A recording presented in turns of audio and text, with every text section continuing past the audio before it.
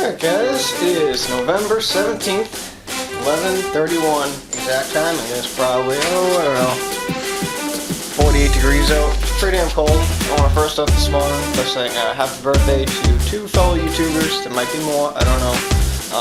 But the first one is Smoot69, the old hag that he is. I don't know how old he's turning, but it's his birthday today.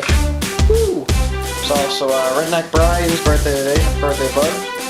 And yeah, so we got something to show you guys. Anyone recognize this little machine? I don't know. I bet you guys do and don't. Oh shit.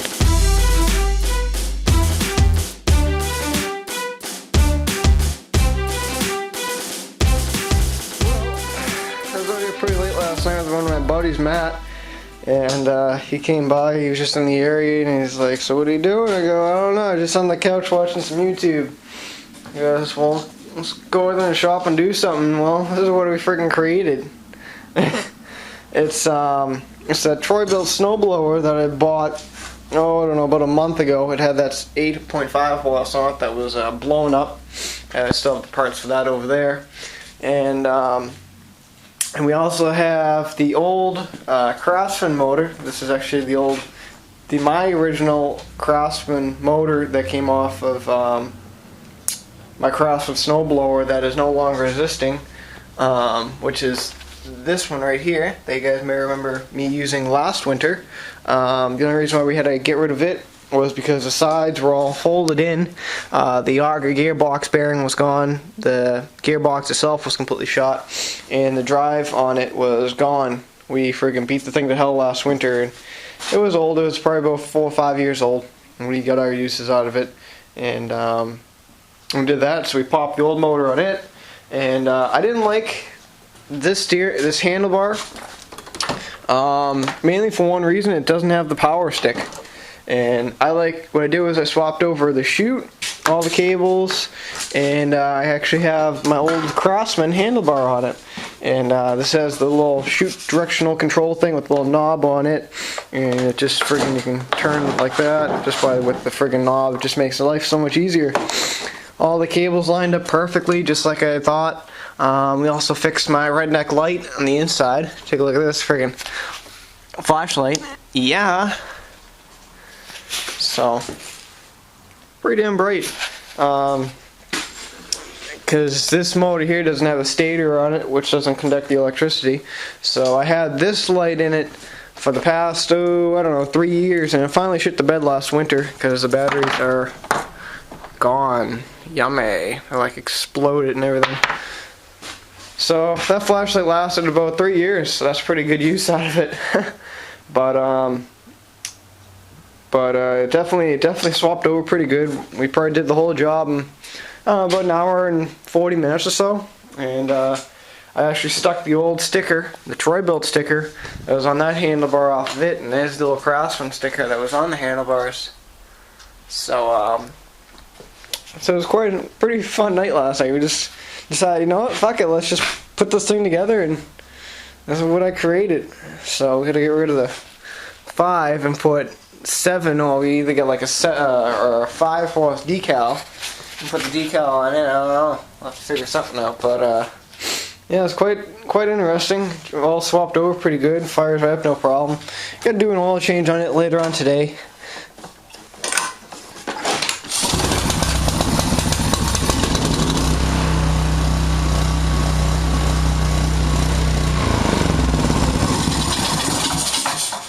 So it's quite the little motor. I like the overhead valve ones. They stay a lot cooler and they just run a lot better. These are pretty much the only Tecumseh motors I like, is with the overhead valves. That's pretty much about it on them. But that's what we got going on. Did this all last night and I was pretty proud of myself. Just like, you know what, screw it, let's get it together. And we did. So it worked out pretty good. And then we have it, friggin' Troy-Bilt. Yeah, friggin' finally did it. So right before he came, I already pulled the motor off that White Outdoors. That's somewhere, yeah, right there. So right there it is, yeah. So I don't know. So it worked out pretty good. So we got the motor on it. This is gonna be the one of three, well actually one of four, actually one of five winter machines that I own. I do own 5 snow blowers. I'll show you guys which ones I own, because a lot of you guys do get confused with all the snow blowers I get in. And I'll show you which ones we're going to be keeping throughout the winter. This is the Troy-Bilt I'm going to be keeping and using throughout the winter. I'm going to get the Ariens fixed up. I'm looking at roughly about $160 worth of parts I got to put into it. So I'll slowly, maybe just all at once, I don't know yet, fix this thing up. Don't know what the plan is. I have the decal for right here, but I don't know what to do with it. I can't find it. So this will be a nice little machine to have, little Ariens. I think it's like a 7 horse, 22 inch, something like that, or 24 inch, I don't know. I own still the big John Deere. That's at PJ's house. I gave that to him. What else? Oh yeah. How do I get over there? We'll go this way. Well, maybe not. Son of a bitch. Gotta figure a way.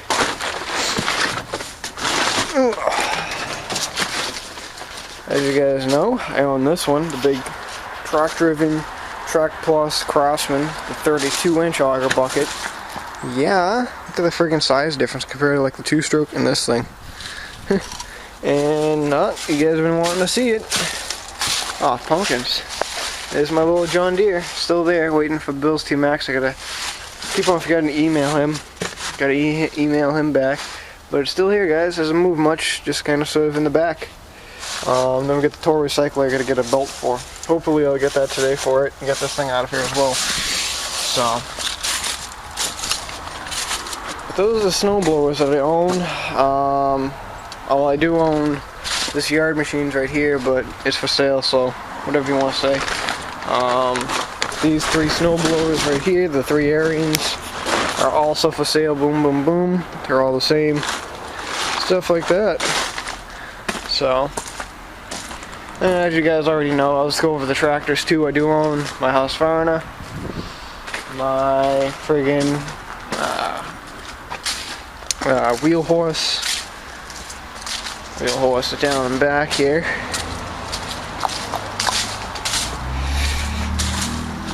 My dirty old wheel horse, love that thing. And I own the LT1000. I kind of sort of own the ooh, what the hell we got living right there? Nice little hole. I do own the Craftsman DYT4000, but I pretty much give that to PJ because we got that tractor cheap anyway, so he can use that for the winter and stuff like that. I'm not gonna go in the shed, but I do still own the Hahn Eclipse riding mower. That's in the shed still. So yeah, just last night ordered the brakes for the Z440 over here. Just got the brakes ordered for it, so hopefully those will come in next week sometime. And I gotta get the windshield for it, and there's something else I gotta get for it. Oh, I gotta get the hood hinges. I gotta get those too. So, but these things in the trailer, these things are just gotta get put back together. I haven't really had time. I might do a little work on them today. Not really sure. I don't know if I showed you guys yesterday, but I friggin' cleaned out the hole inside of the cover in here, completely power washed it, and hosed it all down with the Power Purple stuff. So the inside of that's all nice and clean now. Get rid of all the pine needles and stuff that were in it. And I gotta still finish putting together. I still gotta finish putting together the Jag 440. I'm gonna put the snow flap on. Still gotta bolt down the seat. I gotta get the staples for the seat. Gotta staple that down. And that's pretty much about it. I'm happy that's running now. For this one, I just gotta put the reeds back in. And that's it on this one. Oh, and I'm still gonna do the track on it, but this won't be probably until later on in the month or the beginning of December, I'm hoping. And we're gonna stick my ripsaw on it. We're just trying to figure out if my ripsaw is gonna fit on here because of the radiator. If you look right down and back there, the radiator tubes kind of just miss the track, and I have probably about an inch to play with. So I'm still trying to figure out if it's gonna work or not. I don't know. I might have to call Bell Snowmobile Shop in Vermont and find out if the ripsaw track was actually going to fit on there. So I don't know, but this is just kind of sort of an overview. I know I got like a shitload of subscribers thanks to Vlogging Life yesterday. And I want to say thank you very much again, Vlogging Life. That was awesome. I mean, that was friggin' sweet. I think someone else gave me a shout out not too long ago, and I don't know who it was, but when I go through all my channels and stuff, I like to, when you subscribe to me, I always post it in channel wall, thanks for the sub or something like that. And I don't know who else gave me a friggin' shout out, but someone else had to have. And one day I got like over 15 subscribers, and it was just kind of strange. I usually get like maybe 3, maybe 2 a day, and yeah, it was kind of weird. So I don't know if you gave me a shout out. Thanks a lot, buddy. Yeah, I don't know who you are, but let me know. So yeah, so that's where we're at. And I'm still gonna move the friggin' router. No, I mean not the router, the friggin' I don't even know what it's called, the Wi-Fi box, so I can get Wi-Fi out here for the HP Mini. This is the HP Mini that I'll be using. I actually found someone that's actually gonna help me out, selling a bunch of stuff on eBay for me. Marissa, or Miranza, whatever her fucking name is, forget her name, even though I freaking know her for about 3 years now. But yeah, so that's kind of like a shop update for you guys. Sorry about taking it so long, but I mean that's pretty much the whole video. I mean, I'm not really gonna be doing a bunch. I'm not doing oil change on this thing, oil change on that thing, and that's mainly about it. I'm not expecting anything new to come in today, so. Yeah, so that's where we're at, and yeah, and oh, you guys want to know how many motors I own? Well, I'll put on all the motors I own. If you guys want to buy one off me, just let me know. I don't give a shit. I mean, I sell a bunch of stuff throughout YouTubers. I sold a few motors and stuff to YouTubers as well. I own this one. I gotta get it runs on ether, but you have to get a new carburetor ball for it. I mean, I'll freaking take $60 for it. The Hondas, I own that Honda for definite. I'm just looking to get maybe $60 for it. It's just got like a weird shaft on it. If you want to put on a go-kart, you have to change out the crankshaft on it to a 3/4. These two Hondas right here, I kind of sort of own them. I half own them, and someone else half owns them. I don't know what he wants for them yet, so I'll have to get back on the prices. But I do own. What else do we own down here? I own that red Tecumseh. That black Tecumseh overhead valve. These two are both overhead valves. This has the dual output shaft. This has a 1-inch shaft. That's an 8-horse. I don't own that one, but if you want, let me know. I half own all these motors. That's a thin plate Tecumseh motor. That's a Toro motor. It's blowing up right now. Actually, it's seized, but I'm gonna strip that down for parts. That's an 8-horse Ariens motor. Not mine. Not even going there. That's like maybe a 4 or 5-horse motor Tecumseh. Got a few other little motors up here. There's a little tiny one up here. If you want this one, let me know. $60 or I don't know, maybe even $40. It's a little small Tecumseh, 4-horse. Needs a magneto on it. And we also got some more motors down here. We got the dirty old wheel horse motor. Uh-oh. I fucking hear a mouse in there. Son of a bitch. There better not be a fucking mouse in there or I'm gonna be fucking bullshit. Oh yeah, there's gotta be one in there. I hear him. Well, anyway, I own that Briggs & Stratton, the IC Gold Craftsman. PG owns the Kawasaki. I own that big Kohler. It's a landscaper one. I have a Briggs & Stratton back here. And there's another one back there, I forget what it is, but now I gotta figure out why the fuck there's a mouse in the shop. Yeah, little mousey, please don't go in the motors and make a nest. Yeah, there's gotta be one back there. That fucking sucks now. Son of a bitch. Ah, figures with my luck. I'm cold. I need heat. Well, it's pretty miserable day out. It's starting to rain. Huh. That's weird. I just noticed there's a different snowblower outside there. Where the fuck did that come from?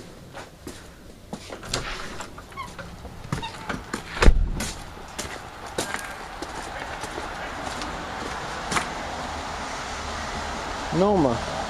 We've had one of these in already. That's weird. I wonder where this thing came from. Wait a minute. The pole-on tractor's gone. Huh. Oh, I guess somebody must have came. So anyway, just got back from Harbor Freight. I decided to splurge a little bit.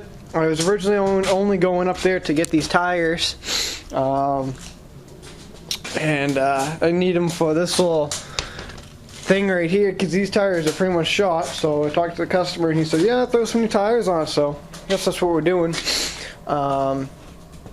But I spent like over $240 and shit.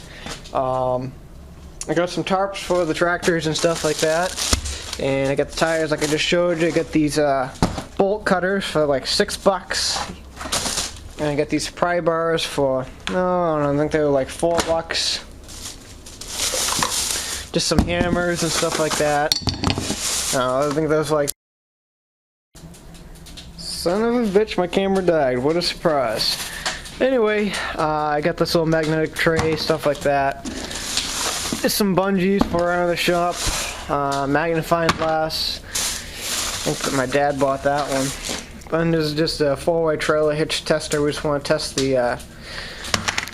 my trailer hitch thing for the back of my truck. I haven't tested it yet. We got just some wire brushes.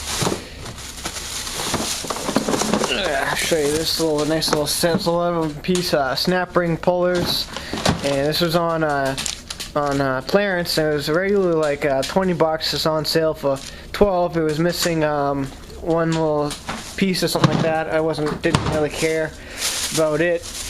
I decided I'm gonna put some air horns in my friggin' tractor. Oh yeah. Yeah, nice little kit right there. This was like only like $14. I said, for the hell of it, what the hell, you know. And we just grabbed the stapler, nothing too special there. And you guys are probably wondering what's in the box. Well, like I said before, I've been needing it. Finally bought one of those shop presses, so I can press out some of the wheels and stuff like that. So I'm gonna assemble that, get the stuff sorted out, and we'll see how far we get. Alright, well, there's the new shop press. Came out pretty nice. I like it. It's a good size, half decent. I already tried pressing out this one. This one came right out no problem, and it was really seized up in there. And then I moved on to a more challenging one, and this was an MTD one. I knew this one wasn't going to come out. There was just no way. And it didn't. I wasn't surprised. I even tried applying heat to it and a bunch of other stuff. So I knew it wasn't going to move. It was just so badly. It's almost like it's welded in there. But I bent over rim on it, and so I was just going to pull the tire off of it and just sell the tire on eBay or something like that. But then I moved on to this one. I was getting ready to do it, and I'm glad I didn't. I got this friggin' bolt in there. That thing's fucking seized up in there. I can't even friggin' bang on, do much with it.